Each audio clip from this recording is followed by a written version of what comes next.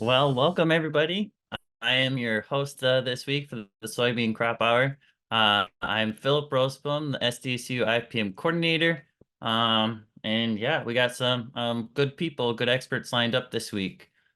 Just some details for you. If you look at the bottom of your screen, you will see a chat button. Click on that and we will be posting important links for that and just helpful information throughout the talk. Let me get, I'm going to try to copy some text into it now. I'm having some problems, it seems. John or Sarah, if you want to try to copy paste our welcome message into chat, for some reason it won't let me. But anyway, so we will be putting stuff in the chat. The other button at the bottom, it was kind of shown in the PowerPoint that you just saw, is the QA button. Throughout our presenter's presentation, thank you, John. If you look in chat, he just put a message there. But the QA button, if you have any questions throughout our presenter's talk, please feel free to click on that button and put in a question. And then our presenter at the end of the presentation will answer those questions, any that you have. The other thing is if you are a certified crop advisor and you want to get those credits, we will show that QR code at the end of the presentation for about a minute or so. Please make sure you have your the app open to receive that credit, to scan that QR code, because we will only show that for a short time at the end of the presentation. So with that, our presenter today is Dr. Eric Jones. He is an Iowa native, got his PhD from North Carolina. He's our assistant professor and our weed specialist based out of Brookings, South Dakota. So with that, Eric, take it away.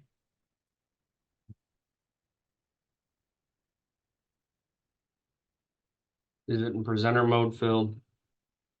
Nope, you're good. It is. Looks It is good. in full screen mode. Nope, it's good. Oh, You're good okay. to go. All right. Well, thank you for that introduction, Phil. And I would like to say, I'm trying to cover a lot in this, but obviously not going to be able to cover everything. So please utilize the chat function to ask questions. Today, we're going to go over some weed control in regards to what we saw last year. And this year, I would say weed control was tough, but for all things considered, it was good if you followed the right steps. Get this. Oh, here we go. Sorry. Excuse me. Now, just looking at the 2023 growing season as a whole, it was hot and dry. Planting got delayed. It was wet. And once we got all the seeds in the ground, it just seemed like all that water turned off. Early in the year, it got really hot. A lot of stress crops, things just weren't looking good. But in regards to weed control, at least early in the season, when it's dry, our control for our pre's is greatly reduced.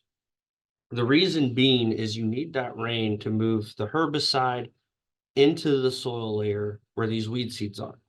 Now, for the most part, a lot of these pre-emergence herbicides aren't going to control the weeds that are already germinated. They're going to control that germinating weed seed. So below on this slide, I have just a little cartoon of kind of a cross section of a soil piece, if you will, and then these little black dots represent weed seeds. Now, when we spray a pre-emergence herbicide, that herbicide doesn't just automatically move through that soil profile. It's going to stay on top. So we need that about a ½ inch to an inch a few days after that application. So that herbicide moves through that soil profile and it's going to control these weed seeds as they germinate.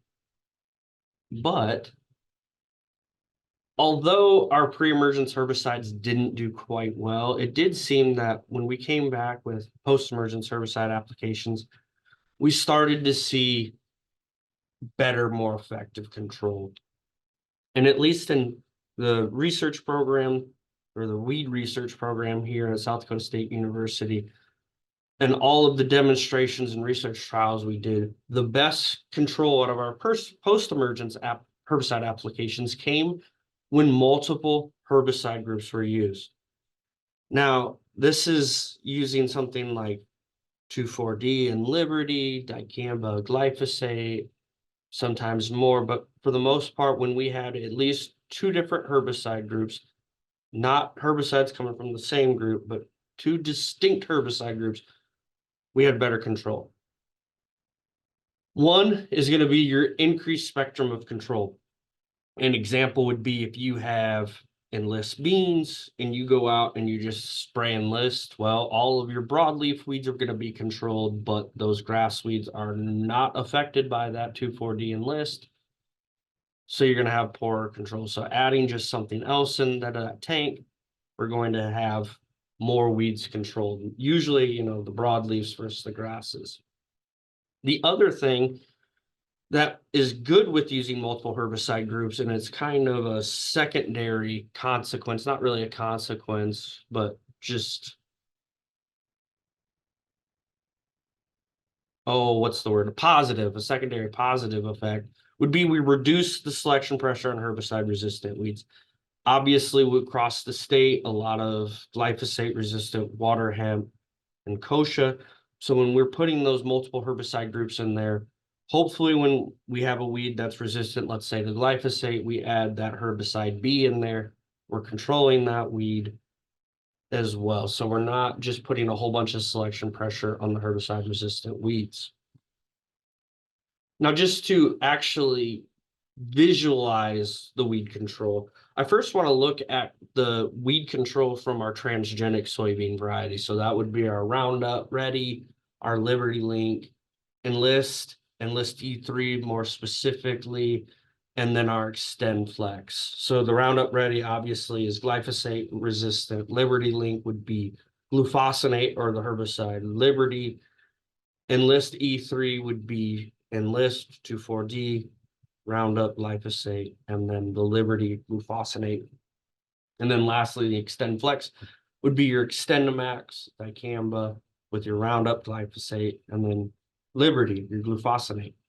Now, what I want to present is some data from our demonstration trials from 3 different locations, and we're not going to be picking out any specific treatments, but I want to look at weed control on average across all these different ones. So most of these demonstrations were going to be pre and post. So when we look at this graph on the screen, I want to set this up before we move on. On the x-axis or the bottom is the different weed species that were treated. And on the y-axis or the side over here is percent control, ranging from 0 to 100%. 0%, no control. As that we move up into the hundreds, we're getting better control. Now across these transgenic soybean varieties, we look at velvet leaf, pretty good control. Water hemp, not bad, reaching that 90%. Lamb's quarters, 95%, and our foxtail species, 95%. Now this is the end of the season weed control, so it's looking again at the pre and post-emergence herbicide applications, but for the most part, weed control in these soybean varieties work quite well as a whole. Now moving on to the yield of these demonstrations. Again, it's across the Roundup, Liberty Link, E3, and Extend Flex. So this graph is set up a little bit differently. So on the bottom, or the x-axis of the graph, we have the 3 locations where these demonstrations were conducted. The first one is the Northeast Farm, which is up by South Shore. The next one is the Southeast Research Farm, which is down by Beersford. And then we have the Volga Research Farm, which is essentially right here on campus. Our y-axis, or our axis on the side of the graph, is going to be our yield in bushels. Now, again, this is aggregated across all these demonstrations with these different soybean varieties. But as a whole, you know, we had good weed control, and this was reflected by our yields. Northeast, we had about, on average, a yield of 50 bushels per acre, and that was pretty good considering how dry it was up there. Southeast, on average, about a 60 bushel yield. You know, it started out dry there, but as we moved on in the year, got that timely rain and quite well. Volga, excuse me, a little bit more dry there, but again, all things considered, 45 bushels per acre. So that's quite good. And again, these are all just the transgenic soybean varieties. And if anybody's been on this or heard any of my presentations before, I really do belabor the point that we need to use multiple herbicide groups in each of these applications. I should mention that in these different demonstrations across all these different soybean varieties, every application, whether it be pre or post, there was at least 2 to 3 different herbicide groups going on in every application. And as reflected, our weed control was quite well. From that, our yield was well as again, it was pretty good again, right? We're not having that competition from weeds. We're maximizing our yield potential. But I want to conceptualize, using one herbicide group compared to multiple herbicide groups. So here on this graph, on the x-axis or on the bottom, we have Liberty. That's just glufosinate alone. And then the next treatment we have is Enlist 2,4-D, plus that Liberty or glufosinate, and then including a soil residual herbicide that it's only going to control those germinating weed seeds is Everprex or dual S-metolachlor. Again, on our y-axis or this bar over on the side of the graph is our percent control. Again, 0% control means no control, and then 100% control is complete control. And I also have a little dashed bar on this graph. Now, 85% is usually kind of that threshold whether or not this herbicide treatment provided good control or not. Personally, I'd like to see about 90, but kind of a standard for weed control would be 85%. Now, this graph is just looking at water hemp control. Now, when we applied Liberty this year, again, hot and dry, herbicides don't work quite as well. But when we just applied Liberty alone on water hemp, we were getting about 78% control.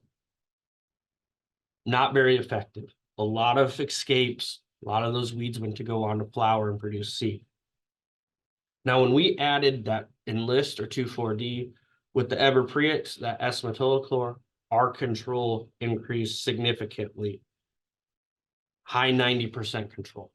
So again, this is just a visualization that indeed that, when we add these distinct different multiple herbicide groups in our applications, we're going to see better control.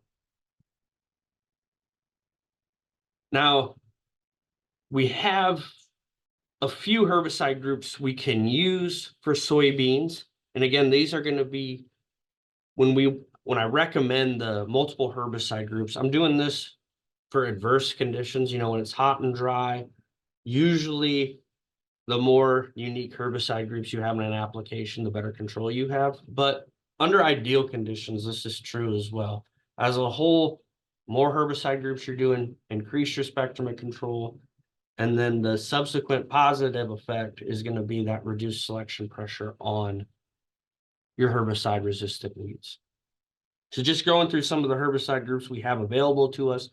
Our group 1 herbicides, those are going to be our ACCase inhibitors, our graminicides. These herbicides are only going to work on grasses. We have the group 2s, ALS inhibiting herbicides, a lot of resistance in water hemp and kochia, but they still have value. They can control some of our lamb's quarters, velvet leaf, and some grasses as well. And now these next ones that have an asterisk are just ones that are going to be available for our transgenic, but our group 4s, our auxin herbicides, that'll be our 2,4-D dicamba.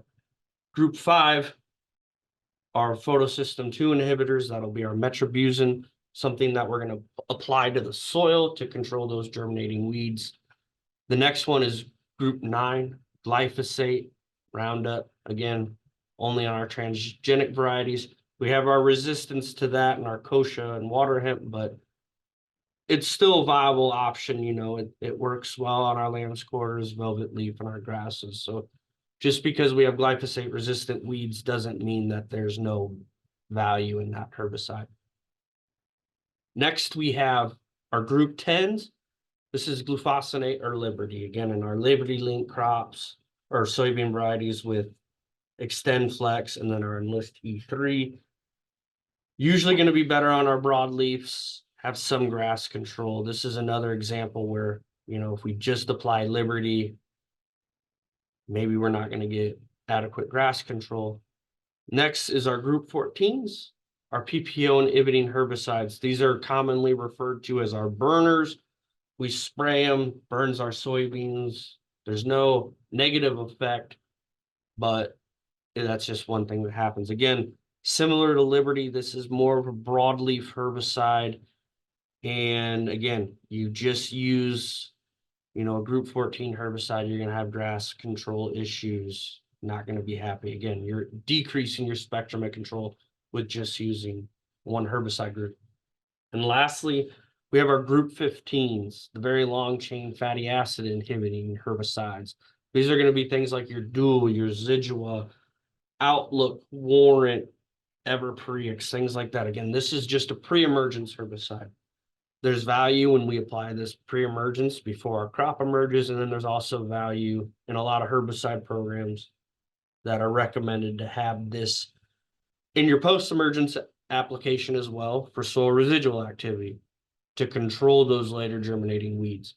Now, those later germinating weeds aren't going to cause yield reductions for the most part, but again, minimizing the amount of weeds that germinate, flower, produce seeds, and we have to control that next year. Now, we have a lot of more options in our transgenic soybean varieties, but here in South Dakota, there's been a lot more adoption of conventional soybeans. There's the processing plants here in the state are offering a pretty substantial premium per bushel when you grow conventional soybeans. Now, when we have this, we have less options we can use. And a lot of these herbicides, when we apply them, they're going to work better under these ideal conditions.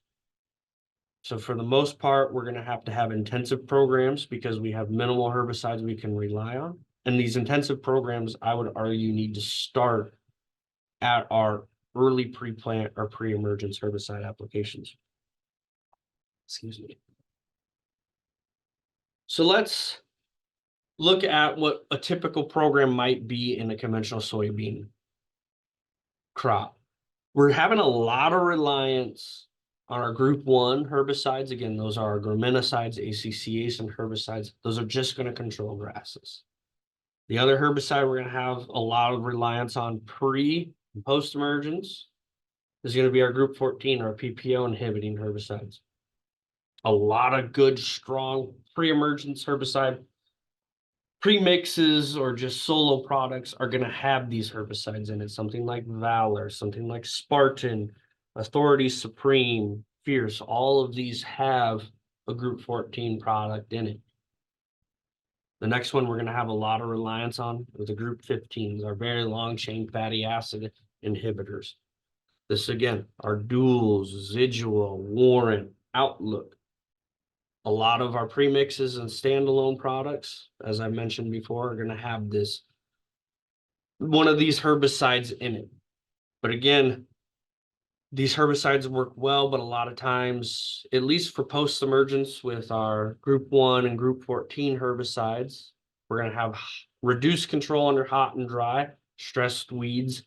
Our control is not as good when we have actively growing weeds. And we can say that, you know, when it's dry for the group 15s as well, they're going to control just those germinating weeds. If we don't have that rainfall to move it into the soil profile where these weeds are germinating, well, not going to be good. I said before, a lot of these times it's going to have to be a multiple or sequential herbicide applications. So, you know, early pre-plant, pre-emergence, post-emergence, maybe 2 post-emergence applications. You need to be very diligent with these because your number of herbicide options aren't very great. You don't have a lot of them. And like this year when we had our adverse conditions, our control was not very good. So when we don't have good control and we don't do a follow-up application or implement any control tactic to control these weeds that were control failures, we have mature weeds at harvest. kind of denoted by this picture here. This is a worst case scenario, but it's very weedy, a lot of mature weeds, and those mature weeds have produced seeds that are likely going to be returned to that soil seed bank, and we're just going to have to control them in the later years. Similar to what I did before, I do want to kind of illustrate what kind of control we did or we achieved in conventional soybean this year from our research and demonstration project. So a lot of these programs, we tried to do a very strong pre-emergence herbicide. Again, it was a lot of group 14 and group 15 herbicides. So we had a lot of Authority Supreme, a lot of Dual, a lot of Fierce. I actually have this up on the screen, a few products with metribuzin in it. Again, we wanted to have a very strong pre. We want to start clean. We don't want to have a lot of weeds to try to control when we come to our post-emergence application, because we really only have a few herbicides that are going to work for us. Now, this graph is set up very similar as the control for the transgenic soybean varieties, where on our x-axis, we have these different weed species we controlled. And then on the y-axis, or the axis over here on the side, is our percent control. Again, 0 control is no control, and 100% is really good control.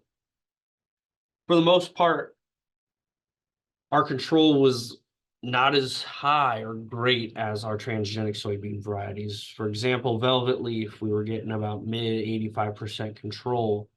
Reduced control on water hemp, about 80% control. We're kind of on that tipping point of, are we actually getting effective control? Similar case with lamb's quarter, 85% control. Foxtail species, we were approaching 90% control. But again, we weren't really getting ever greater than 90% control. And this is, again, across all of our herbicide treatments, pre and post, end of the year weed control ratings, on average across the different research locations. Now, the key is when we average them across these research locations, we kind of confound our control results. Now, I want to break this down, and this will be just for water hemp, but the importance or the influence that your environmental conditions have on your weed control. And this will be just for water hemp. And this is going to be averaged across our pre and post emergence herbicides, but we're going to split it up by location. So to set up this graph here, on the x-axis or the bottom axis, we have 2 research locations. The first one is Southeast, which was by Beersford. And that was that site got more moisture, more rainfall during the growing season, particularly around the time of the post-emergence herbicide application. The other location is Volga, here near campus. And this research station, for the most part, was very dry this growing season. Didn't receive very much rainfall, if any, at the pre-emergence herbicide application timing, and very, very little at the post-emergence herbicide application timing. Now, the y-axis, or this axis on the side, again, percent control, 0 no control, 100% control as we increase up to that 100 mark, excuse me. Now, this is just for water hemp. But again, we look at the Southeast bar where it was hot, but we had moisture, 90% water hemp control at the end of the season. We look at Volga, again, hot and dry. That control was reduced to about 65%. Not good control. Again, we only did 1 herbicide application. So this just exemplifies that, sometimes if you're growing conventional crop, you can get away with a less intensive management program, but under these adverse conditions, your control's not going to be good. You're going to have to implement other tactics with it. Now, moving on, we've looked at the yield across all these, or the weed control across all these different locations. So let's take a look at the yield. Setting this up again, our x-axis, or our axis on the bottom, is our 3 different research stations, Northeast, Southeast, and Volga. Our y-axis, or this axis on the side, is our yield in bushels per acre. Excuse me. Overall, compared to the transgenic soybean varieties, our yield was reduced significantly. Probably attributable to the weed pressure. We didn't have as great weed control in these conventional soybean demonstrations, and that was reflected by lower yields. So at Northeast, where we had about 50 bushel yield in our transgenic soybean varieties, decreased it to about 35 bushels. Southeast, again, we were, I think, getting close to 60 bushel yield there, about 37 bushel. Volga, again, the one that had lower weed control because it was hot and dry, that didn't help our yield at all. But from there, we got even lower yield across all of our herbicide treatments, and that was about 30% or 30 bushels, excuse me. So again, need to be very diligent and having these intensive programs moving forward. Now, there may be some makeup for the reduced yield in that premium, but for the most part, we do want to be diligent on controlling these weeds. We may have made up for it in the premium, but some of these fields that we had conventional beans in where we didn't have good weed control, again, we're going to have mature seeds being produced, dropped into that soil seed bank, and now we have a weedy mess that we got to deal with next year. Something else we looked at, we just did this at one location. This was the Beersford location, is we looked at no-till conventional. And when we did this, we looked at early pre-plant, pre-emergence, so herbicide application, early pre-plant, I think it was 2 weeks before crop planting, pre-emergence at crop planting, and then we had our post-emergence herbicide application. So this would have been, about 4-inch weeds. And I want to look at this one with the weed control across these different herbicide or application regimes. So we had an early pre-plant and a post, pre and a post, and then we had the combination of all three: early pre-plant, pre-emergence, and post-emergence application. So when we look at the weed control here, I want to focus just on kochia. This was the predominant weed in this no-till demonstration. So here on the x-axis, just to set this up again, it's going to be very similar, but I want to make sure everyone's following along. We have the different herbicide application regimes. So first bar is going to be early pre-plant and post. The next bar would be pre and post emergence. And the last bar is going to be a combination of all three application timings. The y-axis is going to be similar, or the side axis is going to be very similar. Again, this is our percent control. 0 is no control, 100%, 100 is complete control. For the most part, we had pretty good control, about 85 to 87% control. I want to mention here too, a lot of our early pre-plant, we utilized Prowl. So group 3 herbicide, still we utilized our group 14s, our Valors, our Fierce, and then we also utilized our group 15s. So our Duals, our Ziduas and Outlooks, and then premixes of those programs. But we did it so when we had our early pre-plant, we tried to start clean, and then our pre's were very similar. Again, we tried to do as strong of a program as we could for our early pre-plant and pre's. Our posts were pretty much identical. It was a group 14, so a Cobra, Flex Star, Ultra Blazer, something like that. And then a group 1 herbicide to control grasses. So something like Post or Select or Fusillade to clean up those grasses. But again, had pretty good weed control. And I think that was probably due to the fact that we had a strong early pre-plant and a pre-emergence program. Now moving on to the yield. So setting this up again, our X or bottom axis is the different application regimes. The y-axis or the axis on the sides are our yield in bushels per acre. Compared to our conventionals, other ones, I guess I should have prefaced that, those were conventionally tilled. Seems like we had a little bit of an increase in yield, anywhere from 40 to about 47 bushels. Now, that could have been also attributed to the no-till holding moisture. But again, just with having that a little bit better kochia pressure, at least at this Beersford site, we were seeing better weed control, and that was reflected. We had higher yield in this particular demonstration. But again, it was likely for the most part all attributable to a strong early pre and a pre-emergence herbicide application. And that's kind of moving into what we need to do is when we're doing some of this no-till or even tilled conventional soybean production, we need to have a strong early pre, if you're going to do that, or pre-emergence herbicide program. Again, I'm going to keep belaboring this, multiple herbicide groups. Yes, we're going to rely greatly on our PPO herbicides, things like Valor, Fierce, but with some of these premixes, we can have, Fierce that has our Valor and Zidua, Authority Supreme that has Valor and Spartan. Our Anthem products are great. They have multiple herbicide groups in there. Utilize Prowl. Prowl's cheap. Prowl will do pretty good on our grasses. It'll do okay on water hemp. I mean, it's not going to do well on our large seeded weeds like velvet leaf or cocklebur or sunflower, but again, there's still merit for it. The more herbicide groups you have, the better control you have.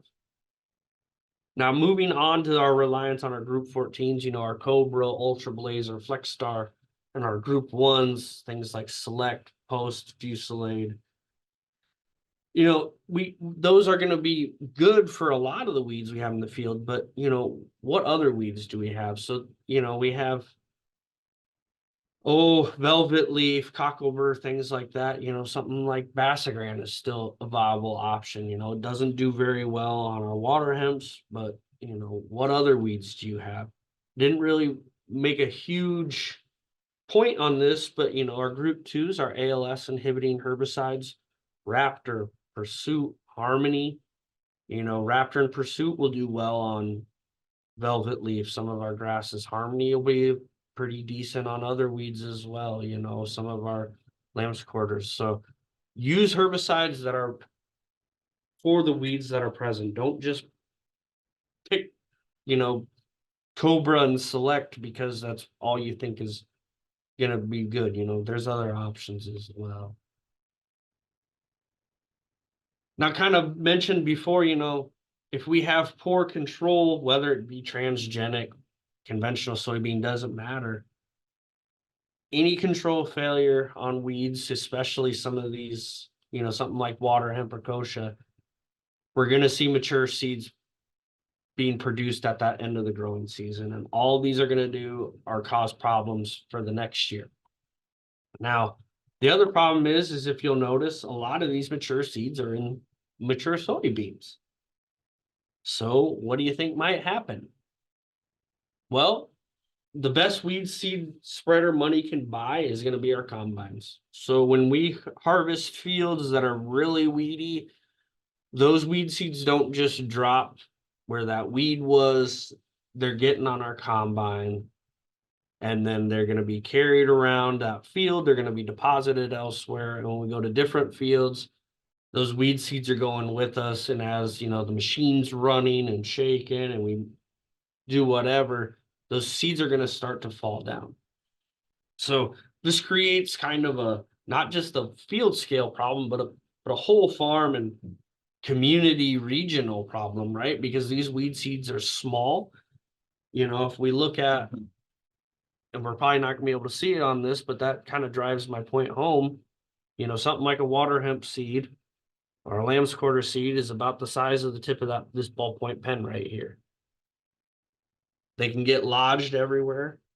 We can have a lot of them get lodged as displayed by some of these images, where these weed seeds are getting caught on the combine. If we're not managing these weed seeds, they can get strung out across large distances without us even knowing. Now, as saying that this combine is the best weed seed spreader money combined, we can also use the combine to our advantage to influence our weed control. So if we have fields where we know the weed control is poor, they're quite weedy, well, we probably don't want to harvest those first. Like I said, those weed seeds get trapped all over the combine. They get deposited in different spots in the field. If we move to a field that had pretty good weed control and it wasn't weedy this year, well, we harvest those weedy fields first, combine's full of seed. those seeds get deposited in a field that was relatively clean. Well, now next year, that field's probably not going to be so clean. So harvest that weedy field last, right? If it's going to stay weedy, keep those weed seeds in that field and then make a conscious effort to have a very intensive herbicide program in that field for the next growing season. Now, the other thing we need to do is clean the combine or any machinery after that harvest. A lot of those seeds can stay trapped if we're not actually doing diligence to clean our machinery. Those seeds can stay viable, and next year we get them out and drive around, they can deposit again. So we need to clean the machinery combines after harvest.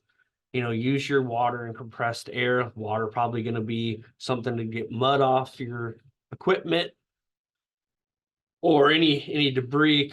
Compressed air will be able to shoot those seeds out where they get lodged, and it's not going to come out with water. But the biggest thing is, despite how you do it, you need to contain that residue and you need to destroy of it properly. You can't just hose off the combine on your machine pad and then, hose off your pad. And then next thing you know, those seeds are blowing around or moving in adjacent fields. Again, it kind of defeats the purpose of cleaning that combine. So contain that residue after you clean it, destroy of that residue properly.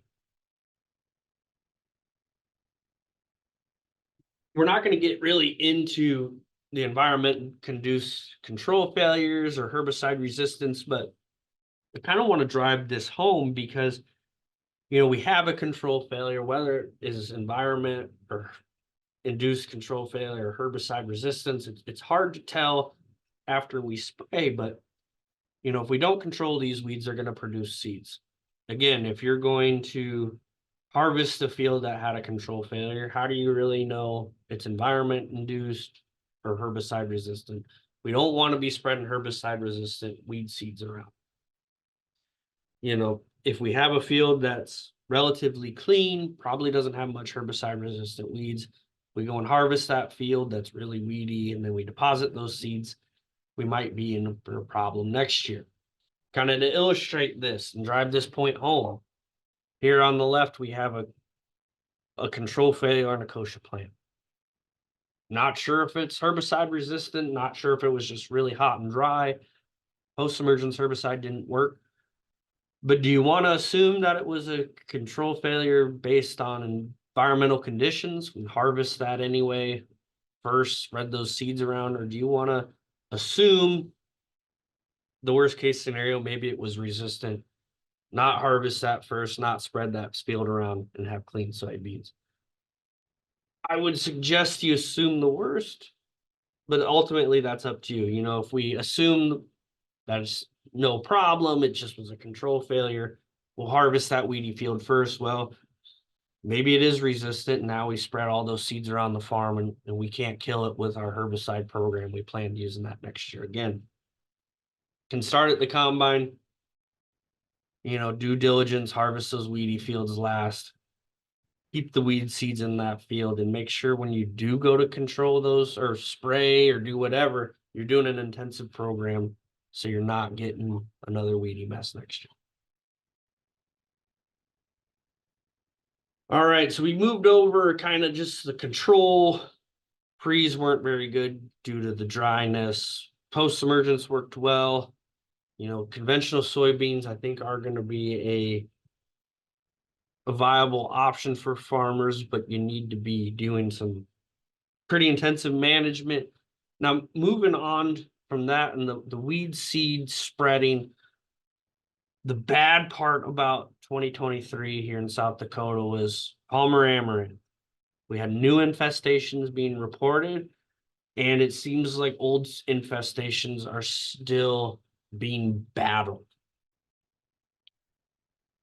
So just a map of South Dakota. Each number is, I think it's the order in which the Palmer amaranth infestations have been reported.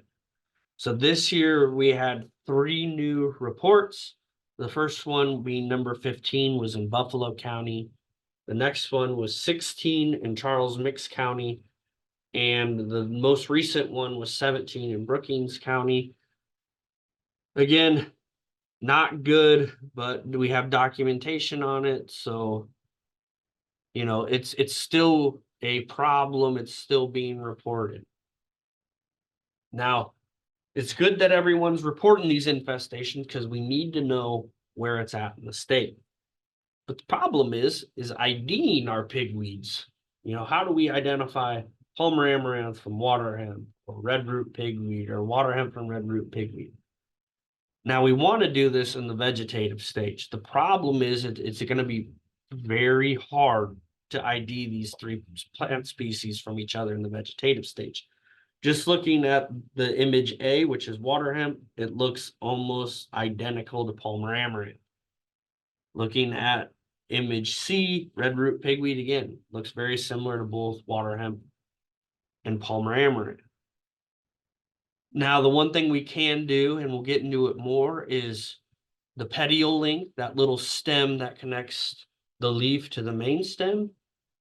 But one of the easiest ways we can ID water hemp and Palmer amaranth from red root pigweed is water hemp and Palmer amaranth will have smooth or glabrous stems, and red root pigweed will have pubescent or short, dense, hairy stems. So when we feel the stem on red root pigweed, we can feel an abrasive hair. Compared to water hemp and Palmer amaranth, it's smooth or glabrous.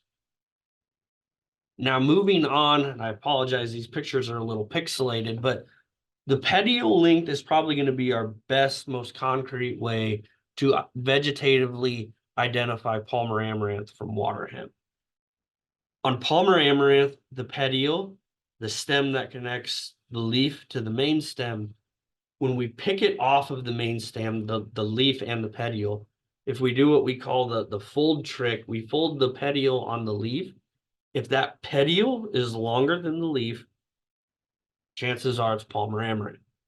Now, if we pick that petiole off the stem, including the leaf, and we do that fold over trick, and the petiole is shorter than the leaf, chances are it's water hemp. I say chances are is because it's not always cut and dry. You know, we could spend all day out in the field and find a petiole on a legitimate Palmer amaranth plant that is shorter than the leaf, and the opposite for water hemp. We could spend all day out in the field where we know there's water hemp and probably find a leaf that has, or that is a petiole that's longer than the leaf, excuse me. But more often than not, this is going to be the best way to identify these two plants that are still in the vegetative stage. Identifying Palmer amaranth from water hemp in the reproductive stage when it's flowering is so much easier. The reason why is we have these little things called bracts. So these are just modified leaves that are being produced when the plant goes from vegetative to reproductive. On Palmer amaranth, these bracts are very long, sharp. So when we grab that seed head, we get pricked. We can visually see these long bracts. It's Palmer amaranth. The bracts on water hemp are a lot shorter and they're not as sharp. So it's a lot easier to tell. We can grab that seed head and not get poked. Red root pigweed is similar to Palmer amaranth, but we can grab that seed head and not get poked. The bracts aren't as rigid and sharp. Now looking at kind of the whole plant picture, again, when it's reproductive stage, Palmer amaranth is much easier to tell from water hemp. These long racemes, like the seed heads, and we can visibly see, even from this picture, that those bracts are much bushier. And again, if we could feel that, it's sharper compared to water hemp. Now with red root pigweed, the racemes or the seed heads are much shorter and kind of bushier compared to the two. Now this is great, right? We have a way to ID these two plants, but the problem is when we identify them in the reproductive stage is there's flowers on it. There's probably going to be viable seeds. At this point, we already have a problem. If it's Palmer amaranth, there's likely going to be seed dropped, and there's really nothing we can do aside from hand weeding to actually control these weeds or mulling or anything like that. So that's why we need to really do diligence If something looks weird, we identify it in the vegetative stage using that little petiole trick rather than waiting for the reproductive stage. And we're already behind the ball. We already have that problem in our field.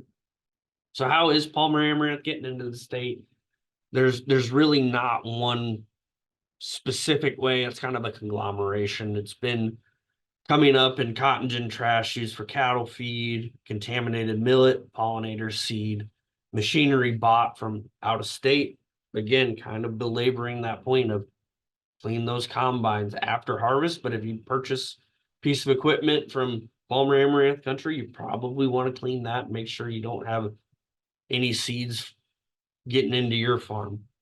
Contaminated out of state manure and then some wildlife. So the one thing I get a question about is, in these infested areas, Palmer amaranths here, can we spray our way out of this problem? So prior to coming to South Dakota, I was in North Carolina, kind of the heart of Palmer amaranth country, and we did an experiment looking at control with dicamba and glufosinate alone and in sequential applications on Palmer amaranth on 2 different sizes. So I want to walk you through this graph to look at, using 2, what I would consider probably the 2 most effective Palmer amaranth herbicides, or at least effective that resistance isn't widespread yet, on how it controls these weeds at 2 different sizes. Our x-axis, or the axis on the bottom, we have our different treatments. So the first one is we have none followed by dicamba. So essentially this was a delayed herbicide application. So at the time of none, we sprayed other herbicides, but we waited a week later, to spray the herbicide. So we can consider the none followed by dicamba and the none followed by glufosinate as a delayed application. Next, we have just D or dicamba. So this is what we sprayed on at that initial timing. Next, we have dicamba followed by dicamba, dicamba followed by glufosinate. Then we have just glufosinate alone, then glufosinate followed by dicamba, and glufosinate followed by glufosinate. The y-axis, again, is our percent control, where 0% is no control and 100% is complete control. Now, there's 2 different bars on each treatment, and that's going to be our weed size. So we sprayed it at a 2-inch weed size when we want to be spraying this Palmer amaranth, or any weed for that matter. And then the red bar is going to be 6-inch plants outside of the labeled size range. And when we spray greater than 4-inch weeds, our control is going to decrease significantly. So looking at our first treatment, the delayed dicamba, obviously, as our weeds get larger, our control goes down, which is exemplified here. We have less than 80% control. Similar case with our delayed glufosinate. Again, just exemplifies spraying large weeds, right? When, outside of the vegetative range, once they start getting large, approaching that vegetative stage, these herbicides aren't going to work. Now, moving on to just dicamba, when we sprayed them at a 2-inch weed size, getting over 90% control. But when we spray it with just dicamba, our control's about 80%. So we have significant control reduction. We don't need to belabor these sequential applications, but if we use 2 different herbicide, or we use an initial and a follow-up herbicide application, we have better control. Moving on to just glufosinate, spray a 2-inch weed, really good control. But if we wait till 6 inches, control drops off significantly. And again, a similar case, we have an initial and a follow-up herbicide application, pretty good weed control. So if applied timely, with dicamba glufosinate on these 2-inch weeds, if we know they're there, we're going to get pretty good control. But, for the most part, if it's larger, we're going to need a sequential application. And if we are going to need a sequential application, maybe we don't see the weed on time, environmental conditions keep us out of the field, I'm going to suggest we use both of these herbicides in this herbicide plan, right? Don't just use dicamba. Don't just use Liberty. And this goes back to kind of resistance management. We don't want to spray the same thing over and over again and select for plants that are resistant to these herbicides. Now, I showed on that graph that, we do get good control with Liberty or glufosinate when we apply it to smaller plants. But what happens when, we start applying this herbicide to larger plants? We know our control goes down, but, these plants are obviously going to survive, become mature, produce flowers and viable seeds. Now, does the percent control correlate to the amount of seeds being produced? If we spray a smaller plant, we're going to have about 85 to 90% control, around that 4 inches or less. Once we get a 4 inches or above, our control is going to drop to 65 to 80%. And anything above 6 inches, it's going to be not satisfactory. So how does that correlate to the seed production of these Palmer amaranth plants? So I want to set up just another illustration of the seed production of treated and non-treated Palmer amaranth plants. So to set up the graph, the x-axis, or the axis on the bottom, is going to be our glufosinate treatment. So the NC corresponds to plants non-treated, no crops. So there's no soybean plants here. Basically just plants growing in a garden. The next one is IC, or Palmer amaranth, growing in crop. No other weeds, just about 10 Palmer amaranths, and this is small plot research. 10 Palmer amaranths in a plot growing with soybeans. The next treatment we have is early post. About 2 to 4 inch Palmer amaranth. Post is going to be 4 to 5 inch Palmer amaranth. And then lastly, we have our late post, and this is Palmer amaranth that's 6 inches or above, or taller. On our y-axis, or the axis on the sides, we have seeds produced by each female plant. And that goes from 0 seeds all the way up to 200,000 seeds. The different bars represent just different locations where this experiment was conducted. We look at our no crop, basically Palmer amaranth growing in a garden. We're seeing on average 50,000 to 200,000 plant or seeds produced per plant. Now, when we add in the soybean competition, seed production is getting reduced quite significantly, right around that 25 to 30,000 seeds per plant. As we move on to the different treatments, we don't need to belabor it, but seed production is somewhat decreased, but probably the most noteworthy take home from this is we're still producing tens of thousands of seeds. Even if we have, 85% control when we spray Palmer amaranth with the small size with Liberty, we're still producing seeds. That post applications with glufosinate or Liberty, our control is not very good, but we're still producing tens of thousands of seeds.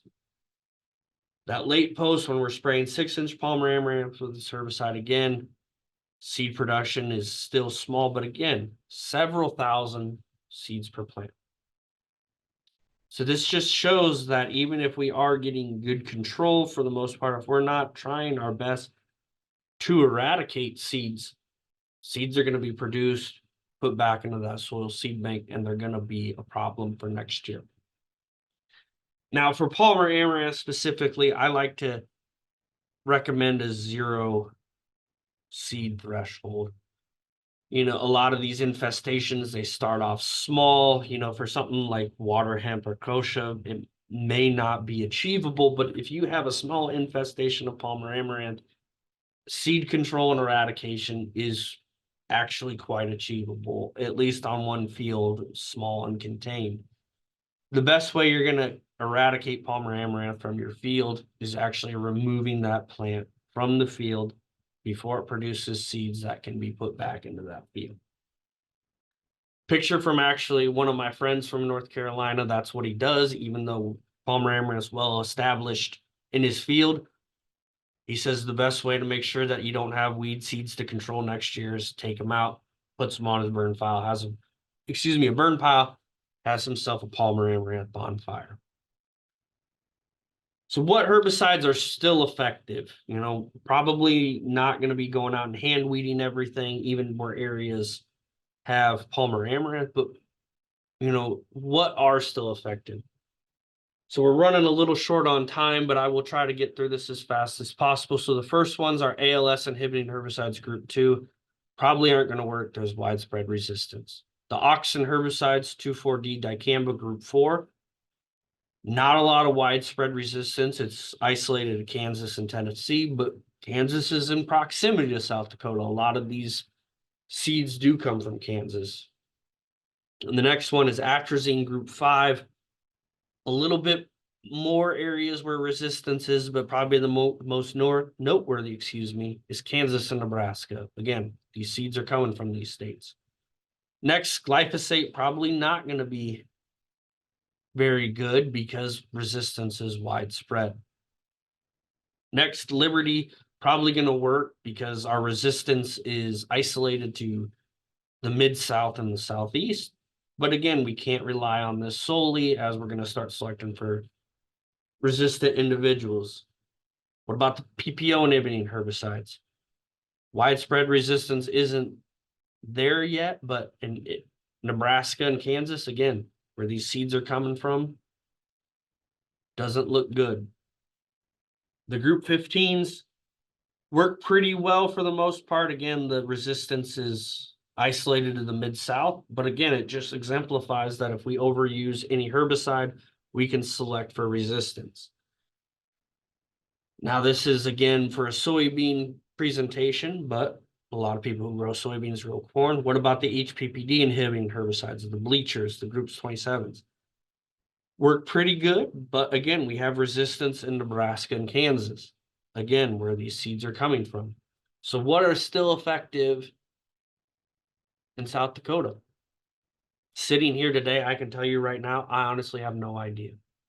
The problem is I can't go out into a field and tell you, well, this came from Kansas, so it's going to be ALS glyphosate resistant with atrazine and HPPD inhibiting herbicide resistance.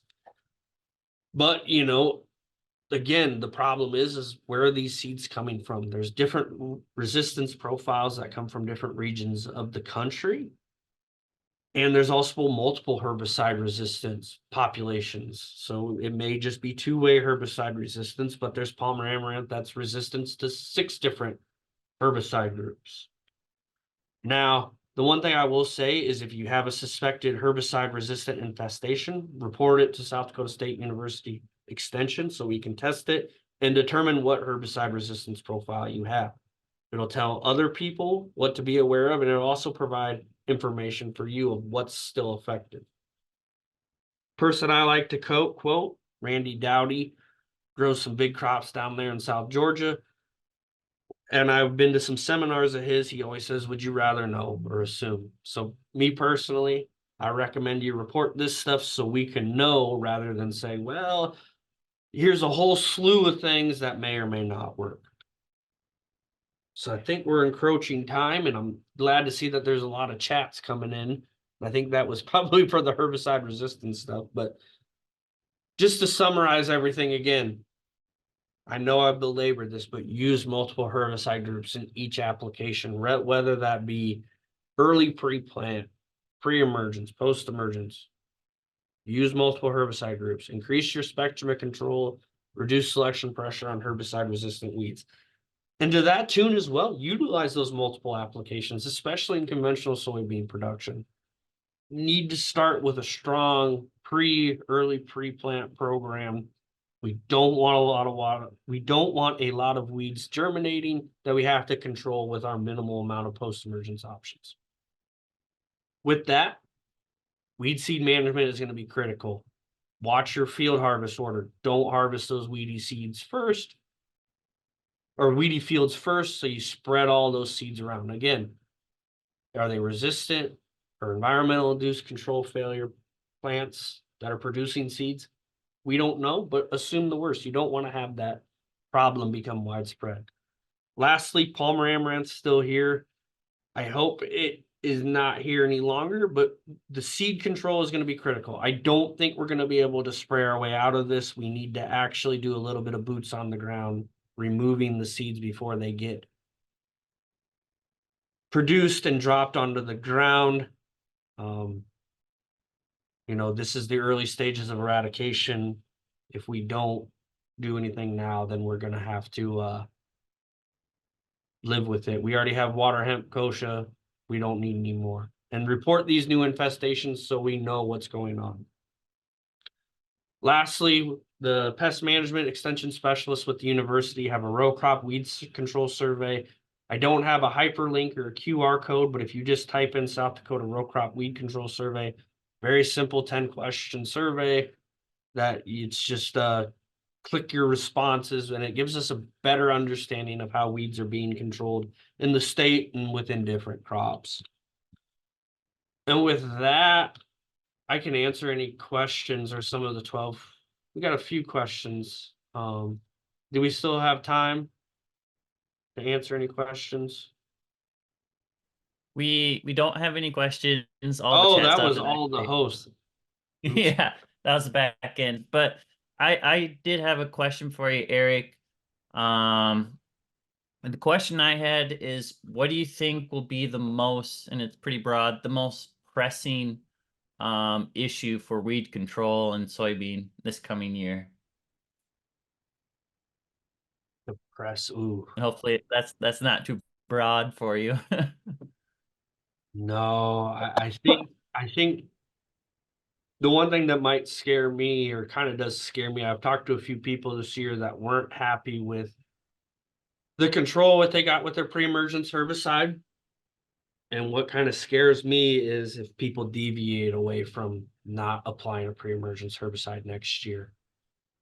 I'll be honest, I don't know what the weather is going to be like, if it's going to be a wet or dry spring, but there's usually always merit and utility from applying that pre-emergence herbicide. You may not get good control, but right when you apply it due to the lack of rainfall, hopefully later on in that season, you get that activating rain. So as you control the weed seeds that germinate later. But hopefully people aren't deviating away from the pre-emergence herbicide application, because if it is going to be a wetter year and you can't get out and spray your post, if you don't have a pre down, it's going to get really weedy and things aren't going to be good. All right, thank you. All right, so that poll there, that just helps us, improve our crop webinar, our future ones and next year. I forgot to thank Eric for all that information, a lot of it.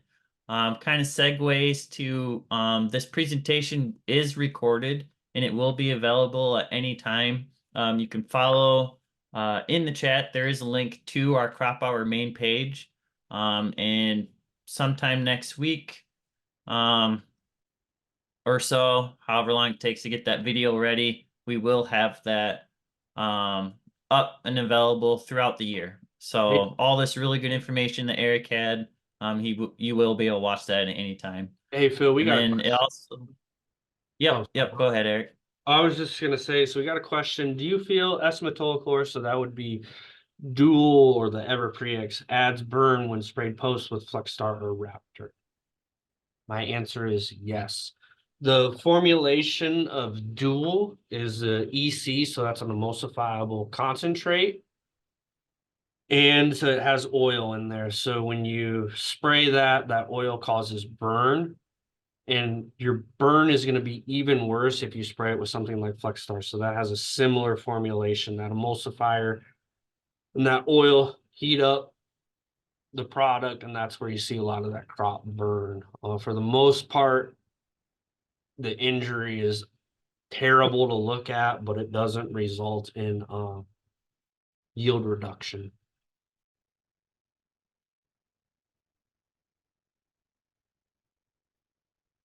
All right. Well, thank you for answering that question. I think for the most part, we're done. I will remind you, we will be sending a survey out later on.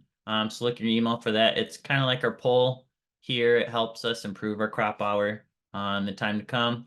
I will remind you next week is the small grain. So if you're interested in that, please check that out.